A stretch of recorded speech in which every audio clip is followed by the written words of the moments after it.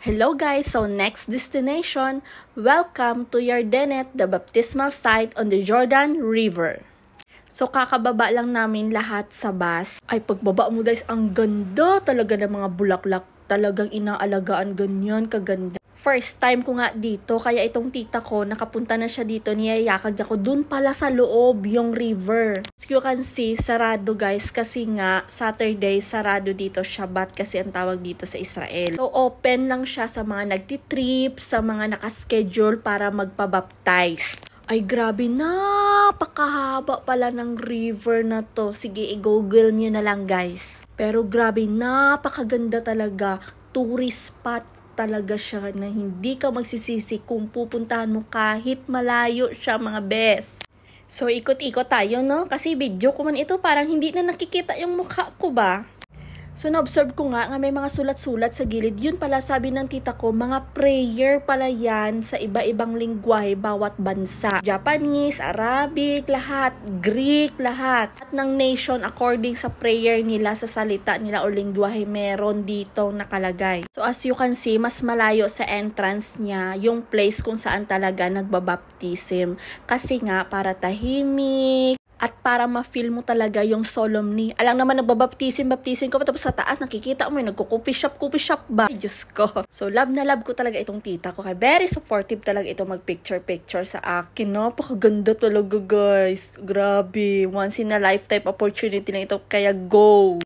So bumaba nga kami dito kung saan talagang area ng baptism place. Dahan-dahan nga lang pero tingnan mo guys, gawa talaga sa mga bato yung mga hagdanan nila at mga gilid-gilid. Grabe. Grabe yung hard work ng mga Israeli dito para i-preserve lang ang place. Ayan nga, mga ibang lahi yan sila, mga galing sa ibang bansa. Ayan, nagbabaptism sila dyan.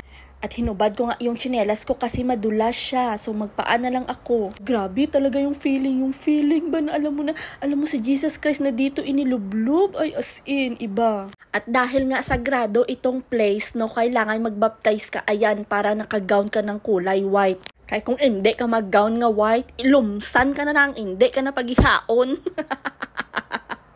At dahil nga ang punta naman namin dito ay hindi talaga kami nakaschedule ng baptize. So parang viewing lang talaga kami dito, parang visit place lang talaga. Ginawa namin magkanaw-kanaw na lang ng ganyan. At syempre bawal mag-ingay dito. So hindi siya typical na river na parang umaagos-agos. Hindi, kaya kalmado talaga siya, kaya hindi talaga siya nakakatakot. Stagnant water siya.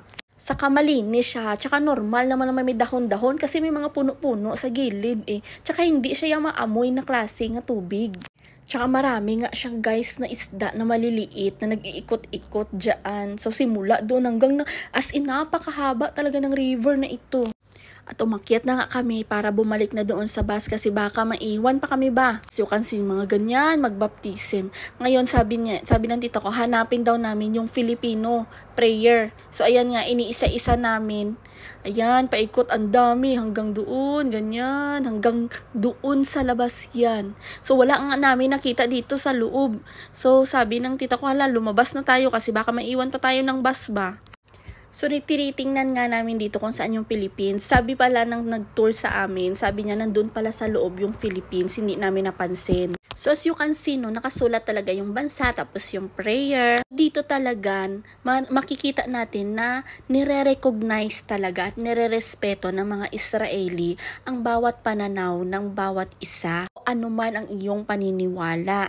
Pwede naman isulat nilang Hebrew na lang lahat dyan, di ba? Pwede naman ganun. Napakaganda at maraming salamat Lord Jesus Christ sa ipinagkaloob mong pagkakataong ito. So hanggang dito na lang guys. I hope you enjoy watching. See you in my next vlog. Tada!